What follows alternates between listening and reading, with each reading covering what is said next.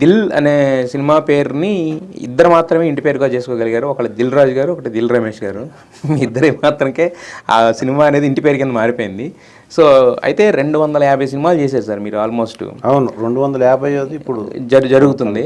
So అయితే మాకు ఈ మధ్యన రిలీజ్ అయిన పుష్ప సినిమా చూసాము, బ్లాక్ బస్టర్. మీకు కూడా తెలిసే ఉంటారు, రివ్యూస్ వాటిలో దూసిపోతుంది, ఆల్రెడీ 1000 కోట్ల కలెక్షన్స్. దాంట్లో కూడా మీ క్యారెక్టర్ ఉంది. నాకు వచ్చిన డౌట్ ఏంటంటే, 250 సినిమాలు చేసినటువంటి నటుడు ఆ సినిమాలో ఎందుకు అంటే ఒక డైలాగ్ కూడా లేని పాత్రకి ఎందుకు యాక్సెప్ట్ చేశారు అనేది నాకు అర్థం కాని ప్రశ్న. చాలామంది ప్రేక్షకులు కూడా ఉంది.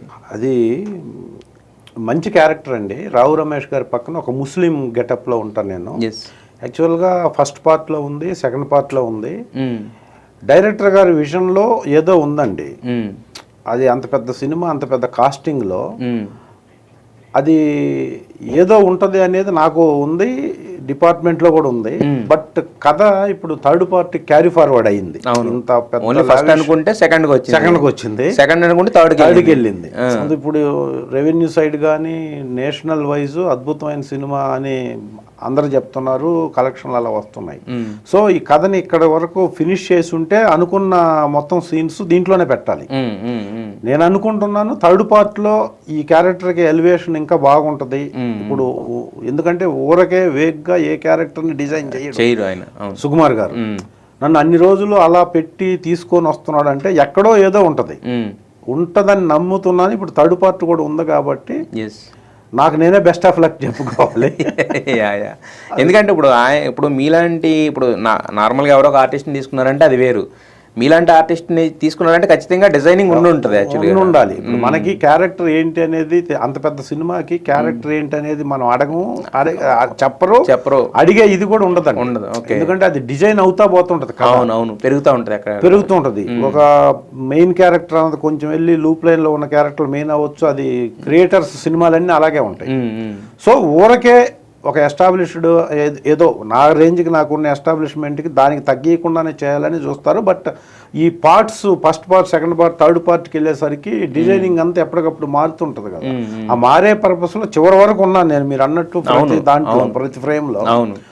బట్ థర్డ్ పార్ట్లో ఈ క్యారెక్టర్కి ఉన్న పెర్ఫార్మెన్స్ అప్పుడన్నా చూపిస్తారేమోనని నేను డెఫినెట్గా ఎక్స్పెక్ట్ చేస్తున్నాను, ఆశపడుతున్నాను.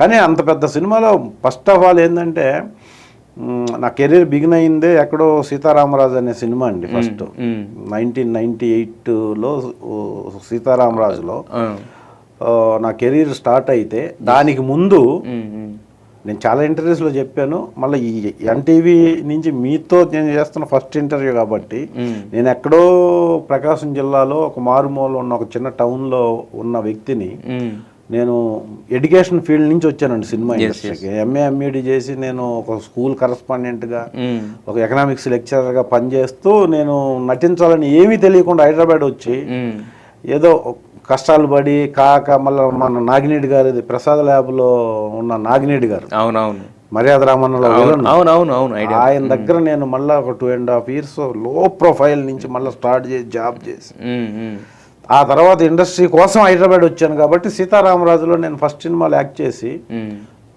ఈ 25 సంవత్సరాలు దాటిన కెరీర్లో 250 సినిమా నేను యాక్ట్ చేస్తున్నాను. నేను పుష్ప సినిమాలో డైలాగ్ లేదని కానీ, లేకపోతే అది ఆ క్యారెక్టర్ ఏంటో తెలియకుండా ఉన్నాను అన్న ఫీలింగ్ యాజ్ అ రిపోర్టర్గా మీకు ఉండొచ్చు, కానీ నాకు లేదండి. ఎందుకంటే నేను వచ్చిన బ్యాక్గ్రౌండ్ అసలు ఇన్ని సంవత్సరాలు నాకున్న బ్యాక్గ్రౌండ్కి ఇన్ని సంవత్సరాలు నేను క్యారీ ఫార్వర్డ్ అవటమే గొప్ప. దాంట్లో పెద్ద డైరెక్టర్లు అందరూ క్యారెక్టర్ లేదని పక్కన పెట్టండి. ఇప్పుడు డైలాగ్స్ ఇస్తే చెప్పగలను, యాక్షన్ ఇస్తే చేయగలను, లేకపోతే ఒక ఎమోషన్ చేయగలను అనేది అందరికి తెలుసు. అది ఖచ్చితంగా ఏదో ఉంటుంది. లేకపోయినా కూడా అంత పెద్ద సినిమాలో నన్ను 2 సినిమాల వరకు కంటిన్యూగా నడిపించిన సుకుమార్ గారికి, మైత్రి మూవీస్ ప్రొడ్యూసర్స్కి నేను డెఫినెట్గా థ్యాంక్స్ చెప్పుకోవాలి. థర్డ్ పార్ట్లో కూడా ఉంటుంది. సో ఇలా చేస్తూ ఎన్నో సినిమాలు, ఎంతోమంది అండి డైరెక్షన్ డిపార్ట్మెంట్ మేనేజర్స్ ఇండస్ట్రీలో ఆదరించకపోతే వీళ్ళందరూ నాలాంటి వాళ్ళు ఇక్కడ దాకా రారు.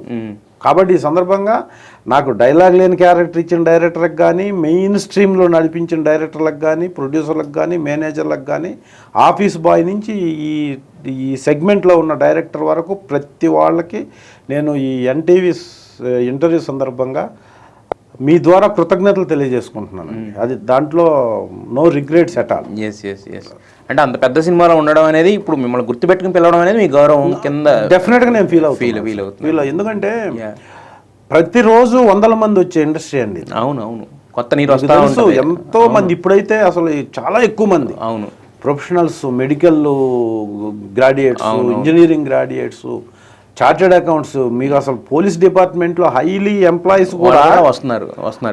High court lawyers, supreme court lawyers. అసలు దీనికి నో రిగ్రెట్స్ కదా. యాక్టింగ్ ఎవరైనా చేయొచ్చు. ఫైనాన్షియల్ సెటిల్మెంట్ ఉన్న వాళ్ళకి ఏంటంటే పబ్లిక్లో అంటే ఒక నేను ఐడెంటిటీ క్రైసిస్ ఉన్నోళ్ళు అదే కదా. ఇప్పుడు మన మ్యాన్ హ్యూమన్ సైకాలజీ ఏంటి, ఒకసారి డబ్బు సంపాదించాలి. ఇప్పుడున్న పరిస్థితుల్లో సొసైటీలో లావిష్గా బతకడానికి సెటిల్ అవ్వాలి. వాట్ నెక్స్ట్ అంటే డబ్బులు ఉన్నాయి, అన్నీ ఉన్నాయి, గుర్తింపు కావాలి. ఇంకా అదే కదా నెక్స్ట్. అది కావాలంటే ఇటే రావాలి, ఏదర్ టీవీసో సినిమానో ఏదో రావాలి. అలా ప్రయత్నించే వాళ్ళు రోజులకు వందల మంది పెరుగుతున్న ఈ ఫీల్డ్లో మనకు డబ్బులు ఇచ్చి మనల్ని ఒక క్యారెక్టర్ సెలెక్ట్ చేసుకొని పిలవటం, పిలిపించుకునే స్టేజ్లో మనం ఉండటం అనేది అయితే ఇద్దరు మెయిన్ విలనా, క్యారెక్టర్ ఆర్టిస్టా, లేకపోతే ఇంకొక మెయిన్ విలన్ పక్కన రైట్ హ్యాండా, ఇవన్నీ మన టైం బాగుంటే మెయిన్ విలన్ అవుతాం, లేకపోతే హీరో అవుతాం. దేనికి రిగ్రెట్స్ లేవు ఇప్పుడు ఇండస్ట్రీలో. 70 సంవత్సరాల వాళ్ళు కూడా హీరోగా రన్ ఉండడం అనేది గొప్ప విషయం కదా. ఒక ఫీల్డ్ లో 25 years మనం లైవ్లీగా ఉండి పని చేసుకోవటం అనేది ఒక క్రెడిబిలిటీ అని నేను ఫీల్ అవుతాను. 25 దాటింది నాకు ఈ ఫీల్డ్ లో.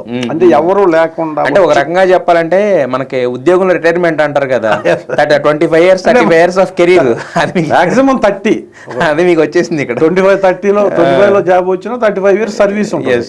అంత ఆ తర్వాత ఇంక వాళ్ళు వద్దంటారు, పంపించేస్తారు. కానీ ఇక్కడ ఎవడు పంపడం కరెక్ట్ గా ఉంటే దాంట్లో 25 years జర్నీ అయిపోయిందండి. అయిపోయి కూడా ఇప్పుడు సుకుమార్ గారు లేకపోతే వినాయక్ గారు ఈ పెద్ద డైరెక్టర్ సెగ్మెంట్ ఒక 10 మంది పిలిచినట్టుగానే నాకు అదృష్టం ఏంటంటే ఇప్పుడు డైరెక్షన్ చేసే కొత్తగా 25 years ఉండి ఇప్పుడు డైరెక్షన్ చేసే వాళ్ళకు కూడా నేను ఇంక్లూడ్ అవుతున్నా. అంటే వాళ్ళు కూడా నన్ను డైరెక్ట్ చేస్తాను. వాళ్ళ లుక్స్ లో మీ పేరు ఉంటుంది. క్యారీ ఫార్వర్డ్ అవ్వడానికి అది చాలా ఇంపార్టెంట్. ఎందుకంటే ఆర్టిస్టులు కానీ డైరెక్టర్స్ కానీ ఇక్కడ ఎవ్వరు గొప్పోళ్ళు కాదు సార్. ఇండస్ట్రీ గొప్పది, ఫిల్మ్ ఇండస్ట్రీ గొప్పది.